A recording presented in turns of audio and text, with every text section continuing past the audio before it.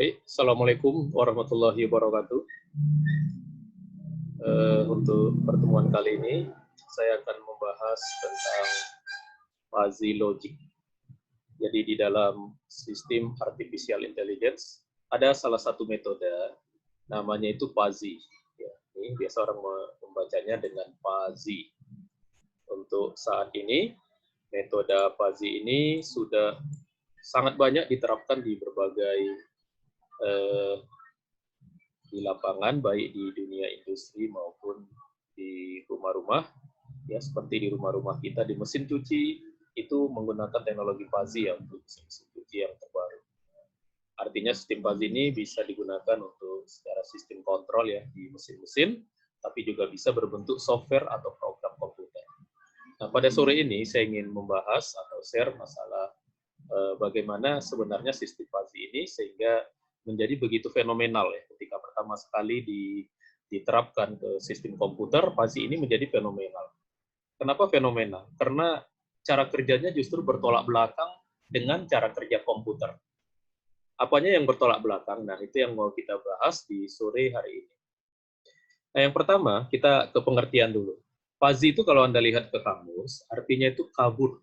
Kabur itu di sini bukan berarti dia lagi berdiam di rumah, karena ada COVID-19 keluar rumah lalu kabur. Nah, bukan begitu, arti kabur di sini adalah kabur yang tidak jelas.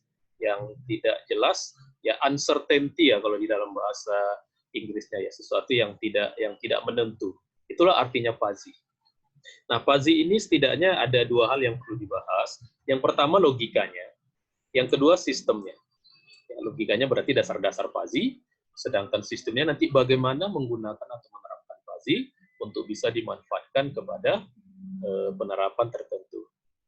Nah, pertama sekali saya ingin menyampaikan bahwa fuzzy ini yang pertama sekali mencetuskan adalah seorang kebangsaan Iran, jadi orang Timur Tengah, bernama Lofty Aliasgarzadeh. Ya, seorang matematika sekaligus seorang computer science, juga seorang electrical artificial intelligence researcher. Ini ya, saya ambil dari Wikipedia. Dan sekalian saya ketemu fotonya ini. Jadi Lofty Zadeh seorang Iran tapi lama tinggal di Amerika. Nah, pertama sekali Zadeh menuliskan di dalam sebuah jurnal tentang himpunan fuzzy, ya, himpunan fuzzy set.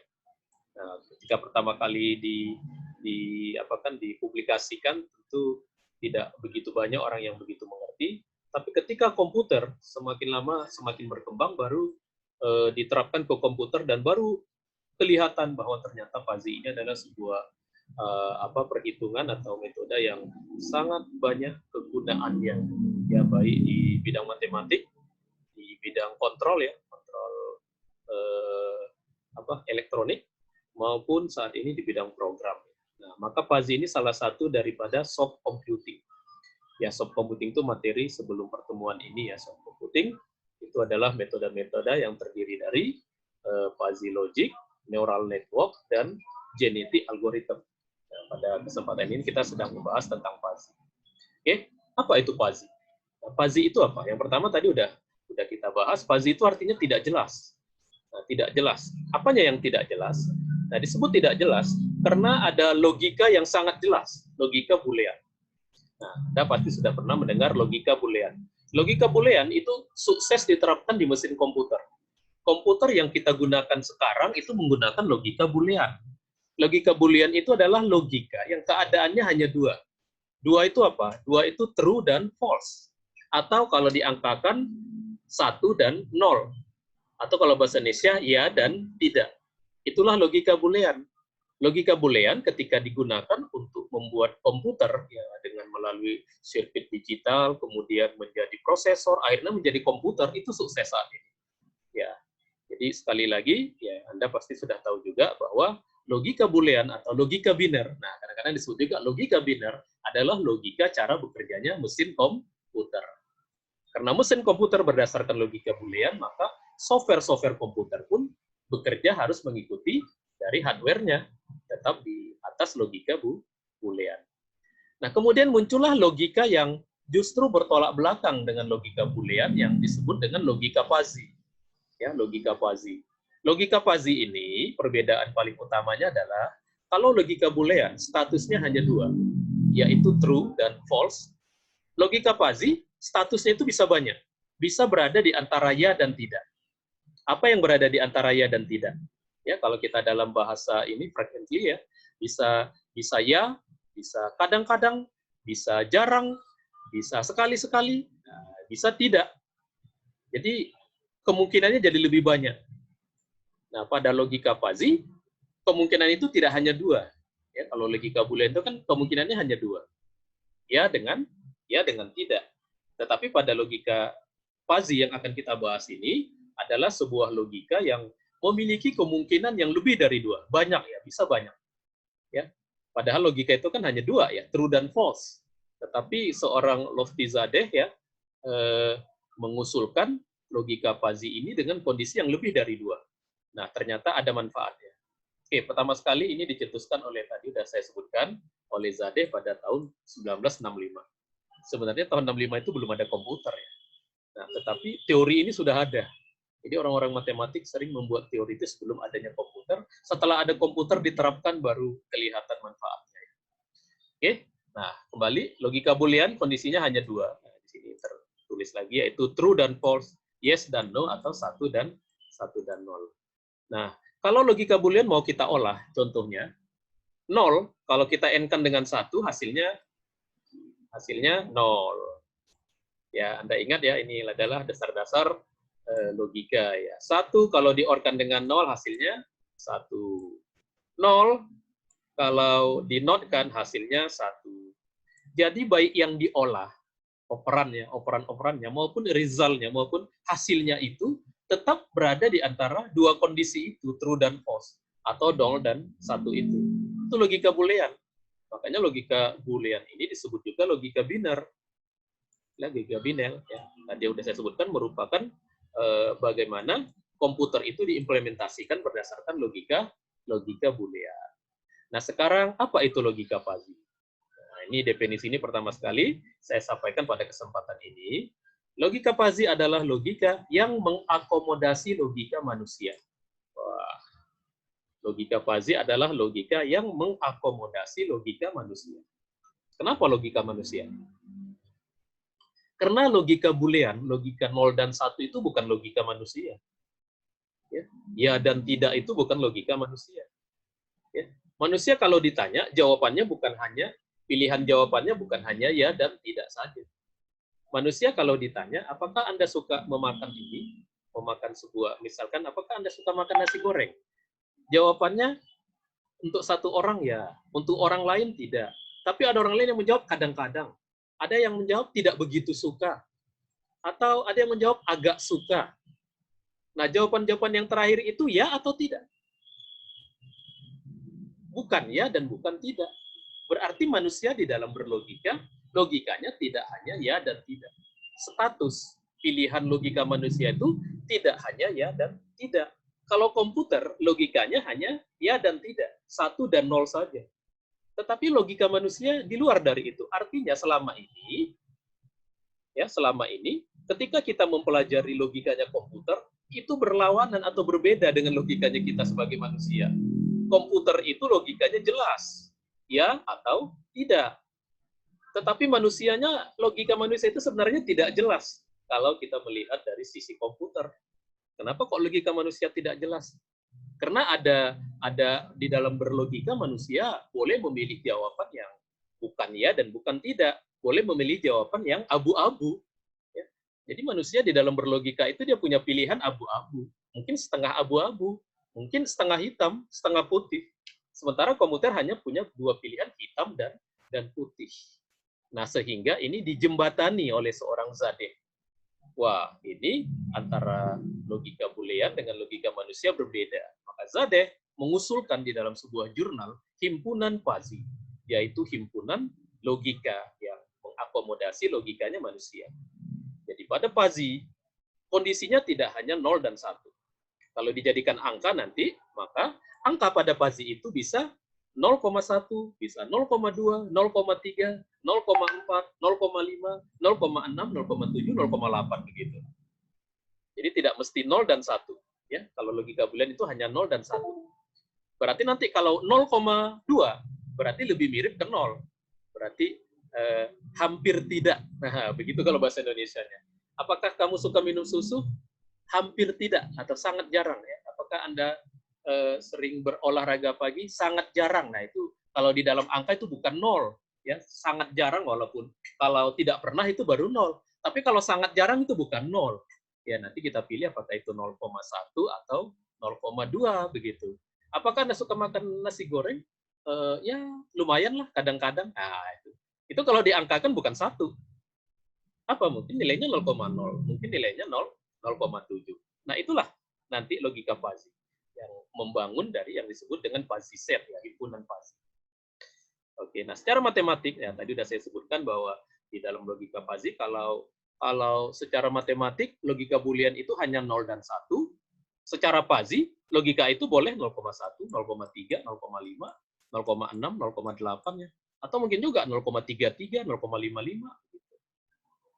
Nah, itu yang pertama, pengenalan tentang dasar-dasar fuzzy seperti itu. Makanya fuzzy disebut tidak jelas atau kabur dalam bahasa Indonesia kita ya, fuzzy.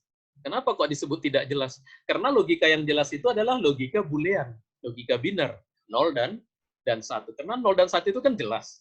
Ya, antara kalau gelas itu antara kosong atau penuh. Nah, itu jelas. Ya, 0 atau 1. Jadi kalau Anda menjawab ya dengan tidak, itu adalah jawaban yang jelas. Manusia menyebutnya tegas. Tetapi itu bukan manusiawi. Ya, artinya kebanyakan manusia tidak seperti itu.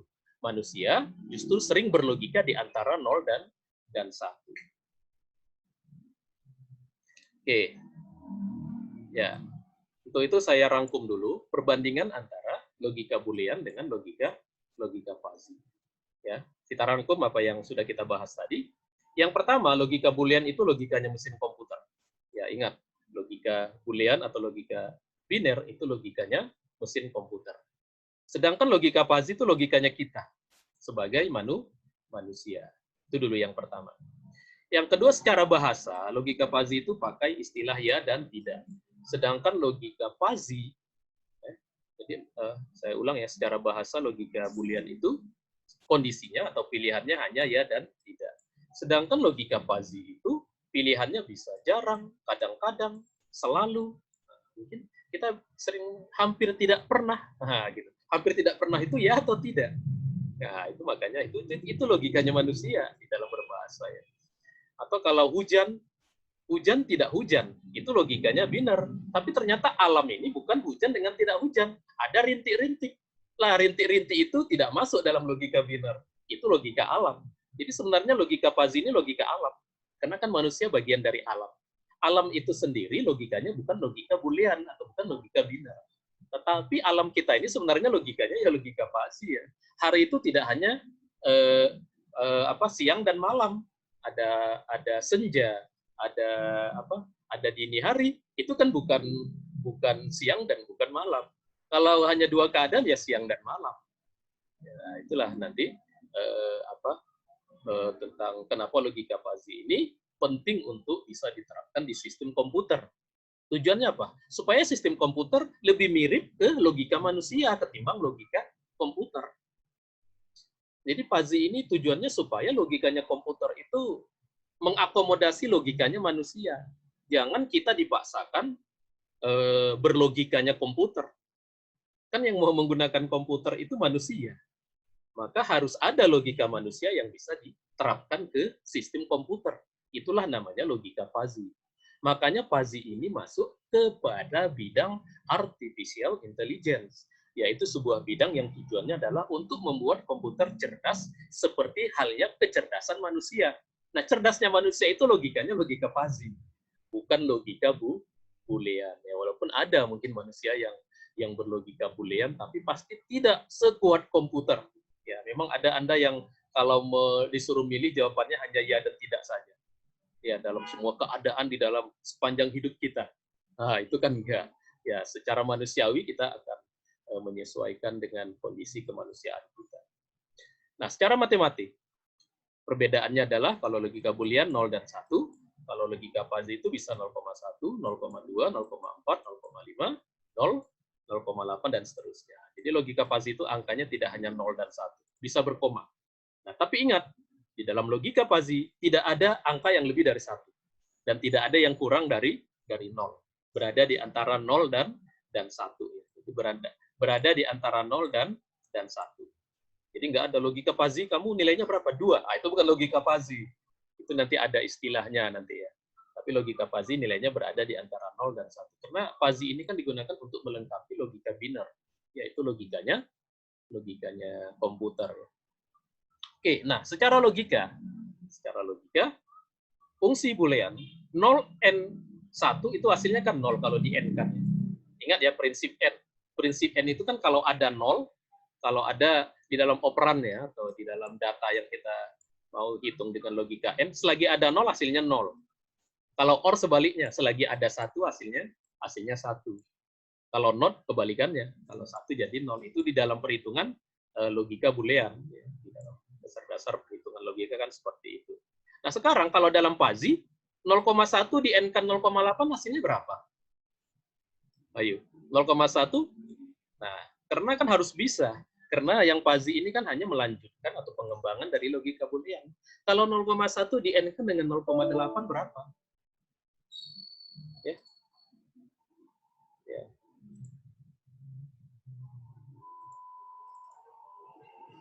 Ya, sebentar kok. Punya saya share-nya lepas ya. Oh ya. Oke.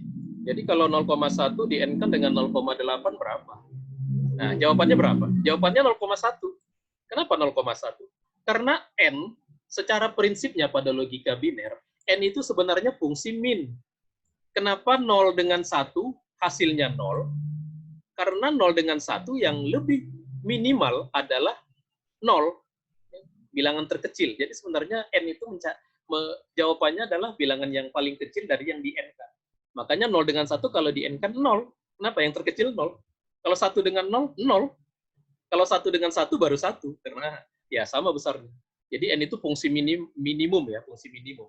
Sedangkan OR itu fungsi maksimum. Jadi makanya 1 di-OR-kan dengan 0 itu hasilnya 1. Atau 1, ya 0 dengan 1 di-OR-kan ya hasilnya 1. Nah makanya 0,2 kalau di-OR-kan dengan 0,7 nanti hasilnya 0,7. Nah itu. Jadi prinsip yang digunakan oleh fuzzy itu prinsipnya. Karena kalau orang yang baru belajar fuzzy ditanya 0,2 or 0,7, wah bingung dia. OR itu apa? Jadi prinsip OR adalah maksimal, ya maksimum ya.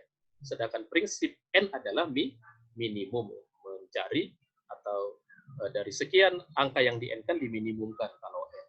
Sedangkan OR dari sekian angka yang di-OR-kan itu adalah dimaksimumkan. Nah sekarang kalau not gimana? Kalau not 1 kan 0. Kalau not 0 kan 1. Kalau not 0,2? Nah, not 0,2 itu 0,8. Dari mana 0,8 itu? Karena not itu sebenarnya adalah 1 dikurang dengan yang angka yang dinotkan. Kenapa not 1 itu 0? Karena artinya 1 dikurang 1. Hasilnya 0. Kenapa not 0 itu 1?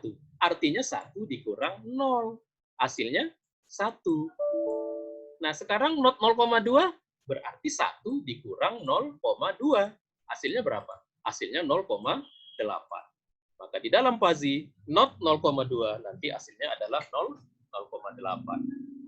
Oke, itulah pertama dasar-dasar perhitungan di dalam fuzzy. Jadi sebenarnya perhitungan biner dengan perhitungan fuzzy itu sama ya, banyak pengembangannya aja Pak. Cuma prinsipnya aja yang beda bahwa fuzzy itu memperbolehkan keadaan yang bukan hanya true dan false. Ya, boleh sometimes, always, ya seldom ya kalau dalam bahasa ini ya, atau kalau kita jarang, kadang-kadang, selalu. Ya sekali lagi, logika fuzzy itu logikanya manusia. Logika biner itu logikanya mesin komputer. Sehingga kenapa fuzzy termasuk dalam bidang kecerdasan buatan atau artificial intelligence? Karena logika fuzzy itu logikanya manusia. Ya, logikanya manusia. Dan komputer ya di dalam AI, komputer itu mau dibuat cara berpikirnya semirip mungkin dengan cara berpikir manusia. Tapi nggak mungkin sama, karena logikanya aja beda. Logikanya komputer boolean, logikanya manusia fuzzy. Tapi semirip mungkin. Itulah makanya ada bidang kecerdasan buatan. dengan berbagai metodenya nanti. Ya, seperti yang sudah pernah kita bahas, bahwa metode A itu salah satunya Fuzzy. Nanti ada neural network, nanti ada genetic algorithm. Ya, sebelum-sebelumnya kita udah pernah bahas tentang metode klasik di AI, yaitu AI search. Nah, itu juga termasuk yang fenomenal. Oke, kita lanjut. Nah, sekarang itu tadi logika Fuzzy. Sekarang kita masuk ke sistem. Ya. Sistem berarti bagaimana Fuzzy itu digunakan atau diterapkan. Nah, untuk menerapkan Fuzzy, maka Fuzzy itu menjadi sebuah sistem. Nah, semacam Fuzzy itu berada di dalam sebuah box, ya, di dalam sebuah kotak hitam. Nah, nanti di luarnya ada input, ada output. Fuzzy itu sebagai sistem. Ya, jadi ini kan panah ini kan biasa ya, ini input, ini output. Nah, Fuzzy-nya sistemnya, sistem Fuzzy. Nah, berarti nanti ada input yang masuk ke Fuzzy, diolah dengan secara Fuzzy, keluar nanti dalam bentuk output. Nah, pada Fuzzy system, input yang masuk itu nilainya bukan nilai Fuzzy, tapi disebut dengan nilai Kris. Ya, nilainya bersifat analog, ya, nilai dari alam. Ya, jadi nilainya juga bukan nilai boolean, tapi nilai analog, ya. Misalkan kalau kita sebut umurnya 20 tahun, 30 tahun, 50 tahun. Nah, itu adalah termasuk nilai Kris. Kalau tingginya 180, 170, begitu. Itu nilai Kris namanya. Nanti outputnya juga bersifat Kris, ya, bersifat Kris, ya, bersifat Kris untuk ininya. Nah, nanti itulah yang diolah. Misalkan untuk orang yang berumur 20 tahun, apakah dia diterima untuk bekerja? Nah, misalkan kalau outputnya diterima atau tidak diterima, inputnya umur. Nah, Fuzzy bisa mengolahnya nanti. Apakah umur orang yang 20 tahun pantas diterima bekerja di sebuah pekerjaan? Nah, pada saat itulah Fuzzy digunakan untuk menghitungnya. Jadi, kalau kita disuruh merancang sistem Fuzzy, maka yang pertama harus kita pikirkan itu input-output. Ya, jadi kalau jangan, oh kamu pakai metode apa ini untuk membuat aplikasinya? Pakai Fuzzy. Inputnya apa? Outputnya apa? Bingung. Itu artinya nggak ngerti Fuzzy. Jadi prinsip dari Fuzzy adalah input-output. Kita rancang dulu inputnya apa, outputnya apa, baru ya, kita ketahui dulu inputnya apa, outputnya apa, baru kita bisa rancang Fuzzy sistemnya. Nah, jadi sistem Fuzzy itu menghubungkan input menjadi output. Fuzzy sistemnya kita rancang. Ya, Fuzzy sistemnya kita rancang. Ya, banyak mahasiswa yang buat skripsi, Pak, saya mau pakai Fuzzy. Oh ya, boleh. Inputnya apa? Oh, apa ya, Pak? Lah, kamu tahu Fuzzy enggak? Ya, jadi kalau kita mau buat tugas akhir, kita mau menggunakan sebuah metode, kan kita harus mengerti sistemnya. Ya. Prinsip Fuzzy itu adalah bisa mengubah input jadi output. Apa input yang mau kita olah? Apa output yang kita inginkan? Begitu. Ya, di dalam Fuzzy system itu begitu nanti. Oke, itu yang pertama. Yang kedua, nah Fuzzy system, karena dalam sebuah sistem itu kan pada umumnya ada beberapa komponen ya. Nah, Fuzzy system itu komponennya terdiri dari fazifikasi, ya, terdiri dari fazifikasi, kemudian proses inferensial ya, kadang-kadang disebut juga inferential engine, kemudian knowledge, ya, knowledge Fuzzy, kadang-kadang disebut knowledge saja yang berbentuk if then rule, dan defazifikasi. Jadi ada 4 komponen Fuzzy system. Ada fazifikasi, ada inferential, ada knowledge, ada defazifikasi. Ya, menghafalnya mudah aja ini ya. Fazifikasi di depan, ini nanti di ujungnya defazifikasi. Berarti lawan dari fazifikasi ya, sebelum jadi output. Ya, sebelum jadi output, ada proses defazifikasi. Di tengah-tengahnya nanti inferential. Inferential ini sebuah proses. Ya, sebuah proses yang khusus di sistem yang berbeda, inferential. Cara menginferensinya berbeda. Nah, nanti Fuzzy nanti punya cara sendiri, cara menginferensi data yang sudah difazifikasi untuk diubah menjadi, untuk bisa dimasukkan kepada defazifikasi. Nah, satu hal lagi yang menjadi ciri khas Fuzzy, ada knowledge-nya, ada pengetahuannya. Jadi Fuzzy itu menyelesaikan masalah berdasarkan knowledge yang kita masukkan ke sini. Jadi ada knowledge, ada knowledge-nya. Maka kadang-kadang Fuzzy ini disebut juga sistem berbasis knowledge, ya, knowledge-based system. Sistem berbasis knowledge. Kenapa? Karena pada sistem Fuzzy itu harus ada pengetahuan. Maka sistem-sistem pakar itu banyak dibangun pakai Fuzzy. Jadi pengetahuan seorang pakar dimasukkan ke sini, ke knowledge-nya ini, ke knowledge-nya Fuzzy, ya, sistem pakar ini. Walaupun sistem pakar tidak hanya menggunakan Fuzzy, tapi banyak orang membangun sistem pakar di dalam tugas akhir ataupun mungkin di dalam proyek-proyeknya dengan menggunakan Fuzzy system, menggunakan Fuzzy system. Oke, ya.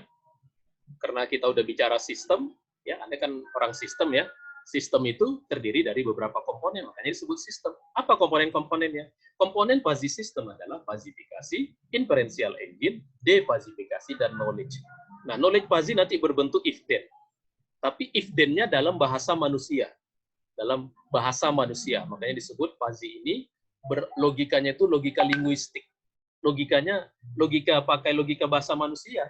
Nggak pakai logikanya komputer. Ya, nggak pakai logikanya komputer. Nah, itu makanya Fuzzy ini ya disebut memanusiakan komputer, membuat komputer lebih manusiawi.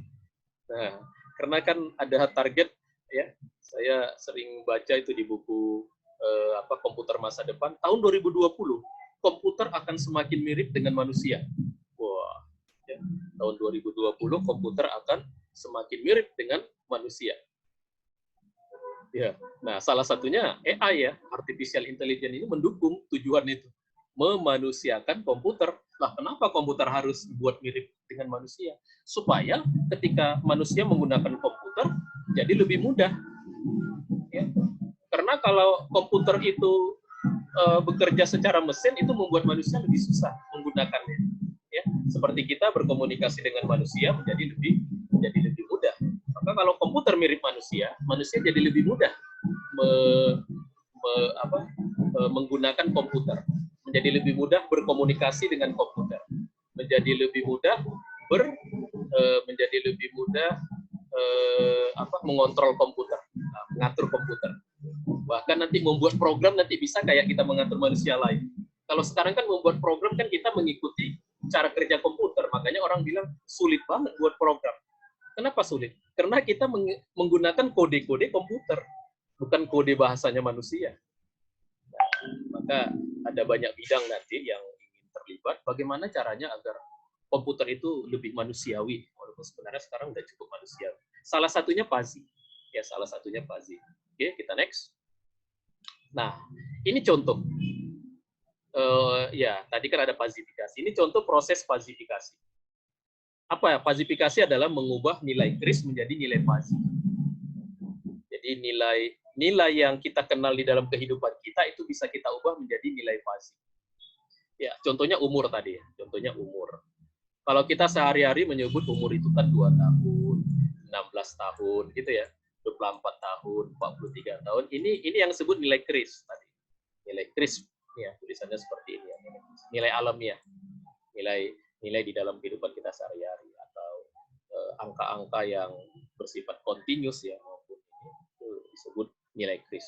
Nah, bagaimana cara membuat Fuzzy-nya? Untuk membuat nilai-nilai kris ini di dalam nilai Fuzzy, yang pertama kali kita harus rancang diagram fazifikasinya. Nah, kita yang merancang. Contoh hasil rancangannya ini. Ini hasil rancangan. Tidak harus seperti ini. Namanya hasil rancangan tentu tergantung yang merancang. Karena yang merancang saya, maka saya buat fazifikasi untuk umur seperti ini. Ya, fazifikasi untuk umur seperti ini. Jadi, ini artinya untuk bayi dari 0 sampai 5. Untuk remaja dari 5 sampai 25. Dewasa 25 sampai 40. Tua 40 ke atas. Gitu. Ini namanya diagram fazifikasi. Namanya diagram fazifikasi. Nah, bagaimana mengkaitkan antara nilai-nilai ini dengan diagram? Jadi tugas kita adalah, kalau disebut umur 2 tahun, letaknya kan sekitar di sini. 2 ya. Nah, 2 ini nilai Fuzzy-nya berapa? Terhadap himpunan bayi. Nah, karena makanya Fuzzy set ya. Ini kaitannya memang ke himpunan sebenarnya Fuzzy ini. Orang matematik paling cepat ya memahami Fuzzy ini karena pengetahuan tentang prinsip-prinsip himpunan ya, tentang set itu kan lebih baik ya. Tapi ya begitu. Jadi kalau 2 ini di dalam himpunan bayi itu nilainya berapa? Kalau secara grafis kita bisa tarik begini. 2 saya tarik ke atas, nah di sini. Jadi kalau ini nilainya 0, ini nilainya 1, di sini nilainya berapa? Nah, nilai inilah nanti yang disebut nilai Fuzzy. Ya, nilai ini yang disebut nilai Fuzzy. Nah, misalkan ini.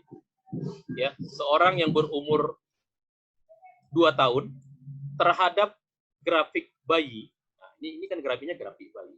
Ini nilainya berapa? Nah, nilainya berapa? Nah, ternyata setelah dihitung nilainya 0,6. Jadi di sini itu 0,6. Lah, itu 0,6 dari mana? Nah, 0,6 itu dihitung secara matematik, ada rumusnya. Ya, ada rumusnya.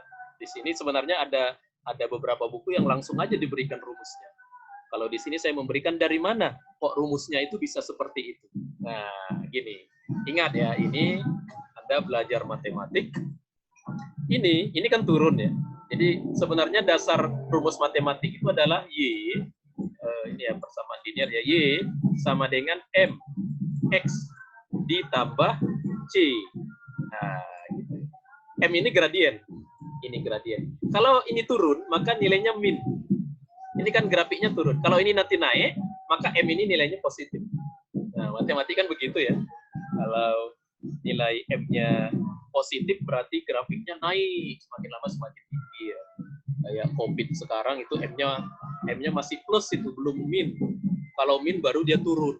Kayaknya kita belum turun-turun ini penyebaran wabah COVID-nya kan. Oke. Nah, berarti untuk kasus ini kan ini, makanya di sini min. Nah, 1,5 ini dari mana? 1,5 ini dengan mengambil nilai gradien ini. Nilai gradien itu kan nilai Y dibagi X. Ya. Y itu kan 1, ini kan 1, ini 5. Sepanjang ini kan 1. Sepanjang ini 5. Maka 1 bagi 5. Makanya jadi min 1/5. Berarti gradiennya min 1,5. Nah, gitu. Makanya 1,5 X. Nah, ini M-nya min kemudian gradiennya 1/5, maka jadinya min 1/5 X ya. Nah, rumusnya kan tadi Y sama dengan MX plus C. Karena kita mengetahui Y itu 1. Ini kan Y-nya 1 ya. Pada saat di sini 0, berarti 1 sama dengan min 1, ya maaf ini saya nulisnya jadi agak berantakan, 1,5X 1,5 X-nya berapa? 0, berarti di sini 0 dikali 0 tambah C. Nah, dari sini kalau kita hitung, kita ketemu nilai C-nya 1. Tidak ada ini, nilai C-nya 1. Sehingga rumus untuk gambar ini adalah Y sama dengan 1,5X ditambah 1 nilainya. Nah, itu kalau mau Anda mencari rumusnya sendiri. Kalau nggak mau mencari rumusnya sendiri, ini sebenarnya sudah ada rumusnya, langsung bisa Anda tinggal masukkan angkanya, nanti ketemu dapat nilainya 0,6. Ya, kita langsung aja ke itu dasar-dasar cara menghitung rumus. Ya, karena saya hobi matematik, saya masukkan sedikit matematiknya ya. Tapi kalau Anda mau rumusnya adalah min 1,5X tambah 1. Berarti kalau X itu umurnya adalah 2, nah kita masukkan 1,5 dikali 2 ditambah 1. Ini tadi min ya, kena min, tadi kena itu gradien ya, min. Berarti min 0,4 tambah 1, 0,6. Nah, berarti artinya bayi yang umur 2 tahun, untuk grafik ini nilai Fuzzy-nya 0,6. Nah, begitu membacanya. Atau karena ini mu ya, ini mu bayi ya, atau nilai Fuzzy dari bayi, nilai Fuzzy dari bayi dari umur 2 tahun terhadap kategori bayi, nilainya adalah 0,6. Cara bacanya begitu ya. Cara bacanya seperti itu. Ya. Jadi berarti nilai Fuzzy itu tergantung kita mau memasuk dia berada di dalam kategori yang mana. Berarti seorang yang berumur 2 tahun dengan diagram falsifikasi ini dia termasuk bayi. Tapi benar-benar bayi atau tidak? Ya, nilai bayinya bukan 0, bukan 1, tapi berapa? 0,6. Nah, gitu. Jadi status kebayiannya itu 0,6. Berarti lebih condong ke 1 ya, berarti lebih condong ke bayi. Berarti untuk anak yang berumur 5 tahun, ini kan di sini nilai Fuzzy-nya 0. Berarti umur 5 tahun itu tidak disebut Fuzzy untuk grafik yang saya rancang ini. Ya, umur 5 tahun itu tidak disebut Fuzzy, tapi sudah masuk ke remaja. Masuk ke remaja dia. Jadi kalau anak seorang umur 7 tahun berada di sini, 7 tahun berarti dia itu remaja. Tapi remajanya tidak 1 nilainya. Bukan ya. Apakah Anda remaja? Jawabannya bukan ya. Tapi sekitar di sini. Katakanlah kalau di sini 0,3, berarti nilai keremajaannya 0,3. Nah, berarti hampir remaja mungkin kalau dalam bahasa kita sehari-hari. Nah, begitulah cara perhitungan Fuzzy. Sehingga nanti logika pengetahuan di dalam Fuzzy boleh pakai kata itu hampir, sangat, kadang-kadang, begitu ya. Dalam logika komputer kan kita nggak bisa pakai logika seperti itu. Di dalam komputer, pembandingan itu cuma sama dengan, tidak sama dengan, lebih besar, lebih kecil sama dengan, lebih besar sama dengan, cuma itu. Tapi nanti dengan Fuzzy kita punya pembanding yang lebih luas. Punya pembanding yang lebih luas ya. Kita bisa membuat logika begini. Seseorang yang kurang remaja, gitu. Seseorang yang kurang remaja, tetapi agak tinggi dan orang tuanya cukup kaya, maka dia diterima. Nah, itu gimana cara melogikakan di komputer? Nggak bisa, kan? Nah, tapi dengan logika Fuzzy, bahasa seperti itu bisa jadi logika. Bisa dikerjakan oleh komputer pakai logika Fuzzy. Nah, di sanalah nanti penerapan Fuzzy. Makanya Fuzzy disebut bisa memanusiakan atau sebenarnya mengakomodasi logika-logika manusia. Nah, ini contoh perhitungan yang lainnya. Contoh perhitungan lanjutan yang tadi.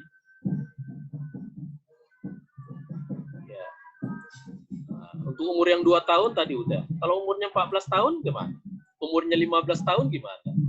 Umur yang 40 tahun gimana? 56 tahun gimana? Kalau 14 tahun nanti posisinya di sini, berarti dia dalam kategori remaja. Untuk bayi nilainya 0. Artinya dia tidak bayi. Nah, begitu. Berarti seorang yang berumur 14 tahun, logika bayinya itu nilainya 0. Dia tidak masuk dalam himpunan bayi. Tapi dia remaja, untuk 14 tahun remaja. Tapi remaja nilainya nggak 1. Tuh rancangannya. Nilainya di sini. Misalkan di sini nilainya. Nilainya berapa? 0,6. Berarti orang yang berumur 14 tahun, nilai remajanya 0,6. Tidak 1. 0,6 itu mungkin kalau dalam bahasa kita dia agak remaja, ya. Hampir remaja. Bisa pakai istilah hampir remaja. Begitu. Jadi itulah asal mula kenapa dalam logika Fuzzy itu bisa menggunakan bahasa-bahasa yang bukan ya dengan tidak, tapi bisa dengan kadang-kadang, cukup, selalu, jarang, gitu ya. Oke, kita lanjut. Nah, ini contoh kasus. Kita langsung ke kasus. Bagaimana menerapkan logika Fuzzy? Nah, ini contoh. Contoh kasus ini di sebuah pabrik. Di sebuah pabrik biasanya diketahui jumlah inventarisnya berapa. Ya, jumlah stok ya. Jumlah stok di gudang berapa jumlah stoknya. Kemudian permintaan dari konsumen juga diketahui berapa. Nah, ini kita katakan input. Output yang diinginkan adalah menghitung berapa produk yang harus dibuat, yang harus diproduksi di sebuah pabrik. Kalau jumlah stoknya sekian, jumlah stoknya 15, permintaan 20, berapa produksi yang harus dibuat oleh pabrik? Nah, ini di kegiatan manufaktur itu ya penting sekali ya mengetahui hal ini. Karena kalau dia produksi terlalu banyak nanti kebanyakan. Kalau diproduksi terlalu sedikit jadi malah rugi ya. Orang permintaan lagi banyak, rupanya di gudang sedikit. Atau kalau sebaliknya tadi ya, kalau permintaannya sedikit dibuat banyak, di gudangnya jadi banyak. Ya. Dan yang kedua, kenapa kasus ini bisa cocok digunakan untuk Fuzzy? Karena ini memang logika yang berlawanan ya.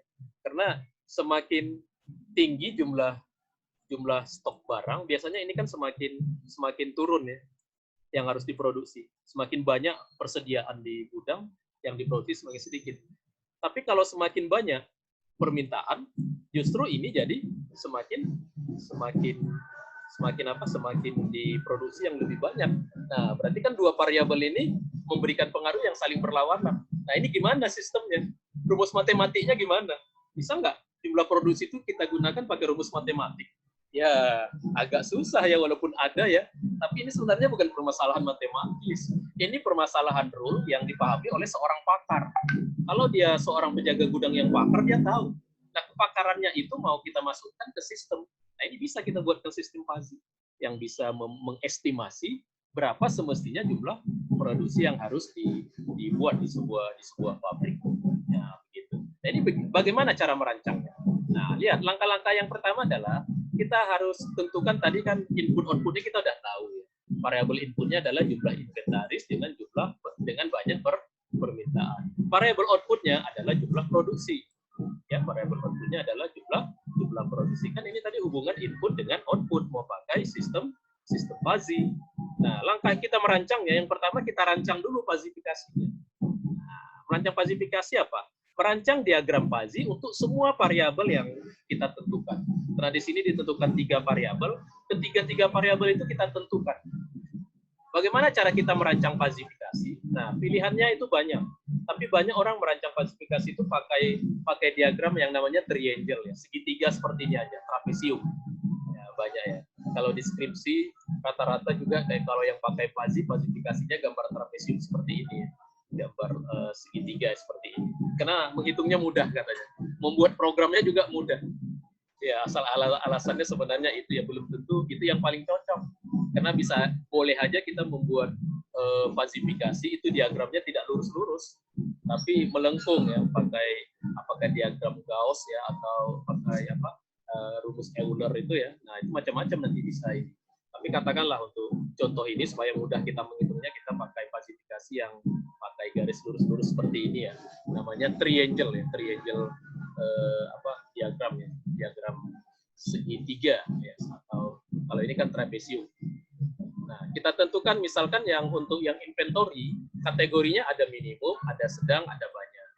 Untuk yang permintaan juga kategorinya ada rendah, ada sedang, ada tinggi. Nah, ini kita gambarkan. Ini digambarkan seperti ini. Ini rancangannya. Yang namanya merancang ya kita yang merancang yang menentukan dengan alasan kita subjek kita sebagai perancang. Nah, kita rancang misalnya minimum itu grafiknya seperti ini. Ini titiknya ini 30 sampai ke sini titiknya 40. Ini sedang, ini 35, 45 ini kita rancang. Jadi fazifikasi itu hasil rancangan seorang ahli fazi. Kalau dalam sistem pakar itu ada orang yang pakarnya, ada orang ahli yang mau memindahkan kepakaran itu ke komputer. Nah, seorang ahli fazi, orang yang bisa merancang fazi itu dia merancang ini ya, dalam rangka memasukkan kepakaran seorang manusia ke dalam sistem fazi. Nah, oke lah, hasil rancangan untuk jumlah inventory seperti ini. Inventory atau stok ya, istilahnya stok. Untuk permintaan konsumen hasil rancangannya seperti ini. Ada rendah, ada sedang, ada tinggi dengan penggambaran diagram fazifikasinya seperti ini. Nah, untuk jumlah produksi supaya kita nanti untuk contoh ini mudah menghitungnya, pakai diagram PD seperti ini. Jadi kalau 0 tidak ada produksi, kalau 10 itu produksinya sedikit kecil, kalau 25 produksinya sedang, kalau 40 produksinya besar begitu. Ya. Jadi kita udah merancang tiga variabel. Nah, yang kedua, kita merancang knowledge-nya. Nah, apa itu knowledge dalam fuzzy? Knowledge fuzzy itu berbentuk if-then. Nah, contoh knowledge-nya ya. Dari seorang pakar dia bilang, oh, kalau jumlah permintaan rendah dan jumlah inventory minim, maka produksinya kecil aja. Oh, gitu, Pak. Terima kasih, kata seorang ahli fuzzy ya. Nah, itu dia catat, dia masukkan ke knowledge ini. Kalau tidak pakai fuzzy, kita nggak bisa menuliskan ini di program. Di dalam program-program script coding komputer biasa kita nggak bisa masukkan. Tapi di dalam knowledge fuzzy kita bisa menuliskan ini. Itu tadi ya kelebihan fuzzy itu. Jadi kita bisa buat logika dalam bentuk kalimat. Ini kan dalam bentuk kalimat ya yang disebut dengan language logic ya. Jadi logikanya bahasa. Di mana kalau atau jika jumlah permintaan rendah dan jumlah inventory minim, maka jumlah produksinya kecil. Jika jumlah permintaan rendah dan jumlah inventory sedang, maka jumlah produksinya nggak ada. Gitu. Jika jumlah permintaan rendah, jumlah inventory banyak, maka jumlah produksinya tidak ada. Nah, inilah nanti yang disebut dengan knowledge if-then. Menggunakan bahasa linguistiknya fuzzy. Disebut juga fuzzy linguistik. Makanya disebut juga fuzzy membuat kita bisa menggunakan logika dalam bahasanya manusia. Bukan dalam bahasanya program komputer. Ya, dengan adanya fuzzy kita bisa memasukkan logika dalam bahasa manusia ke dalam sistem komputer langsung. Nggak perlu kita ubah dalam bentuk skrip bahasa pemrograman tertentu. itulah yang salah satu ciri khas yang membuat Fuzzy ini banyak diterapkan ya. Karena dia kemampuan dia untuk memanusiakan logikanya komputer dalam bentuk knowledge tadi ini. Nah, knowledge ini bisa banyak, bisa jumlahnya 30-an ya. Atau untuk kasus ini katakanlah maksimumnya ada 9 if then ya. Ini kan dalam if then, dalam bentuk bahasa. Cara menulisnya orang banyak dalam bentuk table, walaupun maksudnya sama. Maksudnya sama. Misalnya ini dalam tabel ini, ini maksudnya sama. Ini cara bacanya gini ya. Jika jumlah permintaan rendah dan jumlah inventory minim, maka jumlah produksi kecil. Nah, jadi sama aja kan. Cuma dibuat dalam bentuk tabel supaya menulisnya kelihatan lebih rapi dan lebih ilmiah lah. Orang ilmiah itu kan suka menjadikan data dalam bentuk table ya. Jadi if then rule itu bisa kita tuliskan dalam bentuk table nanti kalau di dalam laporan, di dalam perancangan maupun di dalam laporan-laporan kita. Tapi kalau di dalam program enggak, di dalam program nanti beda kita cara menuliskannya. Ya di dalam program kita nanti tentu tergantung bahasa pemrograman yang kita gunakan, bagaimana kita mengimplementasikan knowledge knowledge if then ini. Nah, setelah ini baru dihitung. Karena kan tadi syaratnya, ini syarat fuzzy system ini nanti ada knowledge. Nah, baru kita rancang ini sistem secara keseluruhan. Hasil rancangannya contohnya seperti ini. Ini yang tadi variabel inventory sama variabel tadi satu lagi permintaan konsumen. Yang ini jumlah produksi.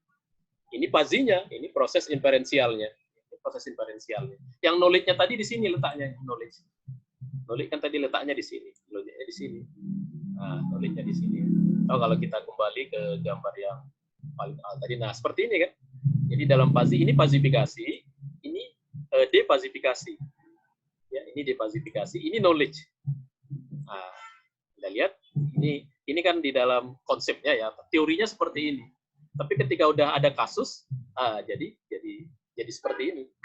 Seperti ini ya. Ini gambar ini jumlah fazifikasi untuk jumlah jumlah inventory, ini fazifikasi untuk stok permintaan konsumen. Ini defazifikasi. Jadi kalau untuk output namanya itu terletaknya dia di dalam digunakan untuk proses defazifikasi. Nah, kemudian nanti ini kan dalam bentuk hasil rancangan kita.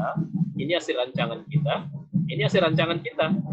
Nah, proses perhitungan diferensialnya ini sudah ada. Kita nggak perlu merancang. Nah, pilihannya ada 3. Bisa pakai Mamdani. Ini Mamdani nama penemunya ya. Bisa pakai Sukamoto. Ini juga nama penemunya. Bisa pakai Sugeno. Wah, ini orang Jepang semua. Jeput.